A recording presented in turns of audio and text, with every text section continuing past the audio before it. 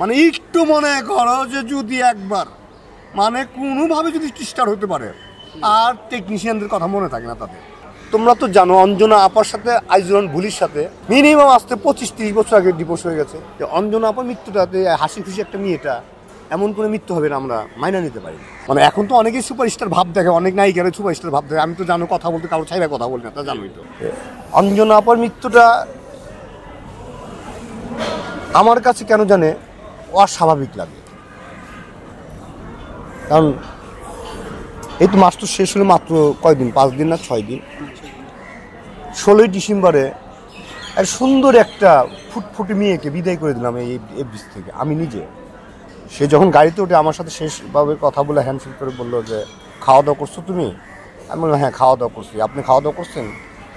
তো এই যে অঞ্জনা আপার মৃত্যুটা যে হঠাৎ করে এইভাবে মরে যাবে আর স্টক করবে, এটা কিন্তু আমার কাছে অস্বাভাবিক লাগে, বুঝছেন? আসলে কেন অস্বাভাবিক মনে হলো আপনার? ওই যে একটাই হাসি খুশি একটা মেয়ে, হাসি খুশি একটা মেয়ে, যে মেয়েটা ওই বাস্তবে যেমন বলতো আমি যেমন আছি তেমন রব, বউ হব না রে, ঠিক সে চঞ্চলভাবে ওইভাবে চলো, যেমন আসতো আসে বলতো ঢাকা শহর আইসা আমার আশা ফুরাইছে।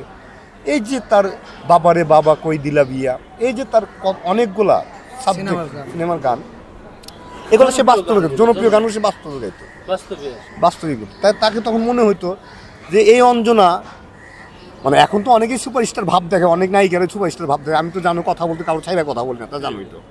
অনেক নায়িকারা সুপারস্টার ভাব দেখায়। মানে একটু মনে করো যে যদি একবার মানে কোনোভাবে যদি স্টার্ট হতে পারে আর টেকনিশিয়ানদের কথা মনে থাকে না তাদের, যারা তাদের বানাইছে তাদের কথা মনে থাকে না। কিন্তু এই অঞ্জনা আপা, সুচরিতা আপা, ববিতা আপা, তারপর শাবানা আপা, আমাদের শ্রদ্ধেয় মানে কিংবদন্তি নায়িকা শাবানা আপা, এরা কিন্তু এই টেকনিশিয়ানদের সাথে মিলামিশে চলতো। কিন্তু অঞ্জনা আপা, সুচরিতা আপা এরা বেশি চলতো। শাবানা আপার হয়তো সে একটু জানতো তো, সে একটু গম্ভীরভাবে ছিল, যে হয়তো এই করে, কিন্তু মানুষটা অন্তর দিয়ে ভালোবাসতো, ইদানিং নায়িকাদের মতো না। অঞ্জনা আপার মৃত্যুটাতে হাসি খুশি একটা মেয়েটা এমন করে মৃত্যু হবে না আমরা মাইনা নিতে পারি। তার মৃত্যুটা যে সে বলে 5 দিন আগে, 5 দিন না 6 দিন স্ট্রোক করেছিল, তাকে হাসপাতালে নেওয়া হয়। কেন হাসপাতালে নেওয়া হয় নাই, কেন তার প্রতি অবিচার করেছে? তারপর তার একটা পার্সোনাল চিকিৎসক ছিল এক মহিলা, উনি যখন চাপ দিয়েছে যে তুমি যদি এই মুহূর্তে অঞ্জনা আপাকে হাসপাতালে দাও, ওনার ছেলেকে চাপ দিয়েছে, উনি তো ওর ছেলে না, ওর ছেলে না, আপন ছেলে না। এটা একটা হিস্টোরি আছে, হিস্টোরিটা বিশাল হিস্টোরি, যাই অদ্ভুত গেলাম না, আমি অল্পতেই করি। ওই ছেলেকে যখন চাপ দিয়েছে যে তুমি যদি অঞ্জনা আপাকে এই মুহূর্তে হাসপাতালে ভর্তি করে না দাও, তাহলে আমি শিল্পী সমিতিতে বিচার দেবো এবং আমি তোমার নামে কেস করবো। সেই ভয়ে ছেলেটাও তখন স্কোয়ারে ভর্তি করছে। হ্যাঁ, এই যে 5টা দিন সে যে মৃত্যুর সাথে লড়াই করছে, ওই যে আমি একটা কথা বলছি, হায়াত মত আল্লাহর হাত। হয়তোবা তার এইভাবে মৃত্যু ছিল, আবার তো বাঁচতেই পারতো।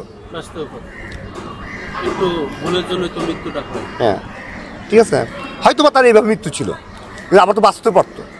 তো এই যে অবহেলাটা, তা আমরা তো তৃপ্তি পাইতাম, আমরা চলচ্চিত্রবাসী যারা যারা অঞ্জনা আপাকে ভালোবাসি, আমরা চলচ্চিত্রকে ভালোবাসি, অঞ্জনা আপাকে ভালোবাসি, অঞ্জনা আপার মতো গুণী শিল্পীকে ভালোবাসি, তারা তো একটু তৃপ্তি পাইতাম না। ওই ছেলেটাকেও তো আমরা বলতাম না তুমি বাবা অঞ্জনা আপা আজকে কেউ নেই, তুমি তার পাশে থাকছো, তো তার পাশে থেকেই করছো, এটা তো বলতে পারতাম। কিন্তু সেই জায়গাটা কিন্তু ছেলেটা ঢাইকা ফেলাইছে।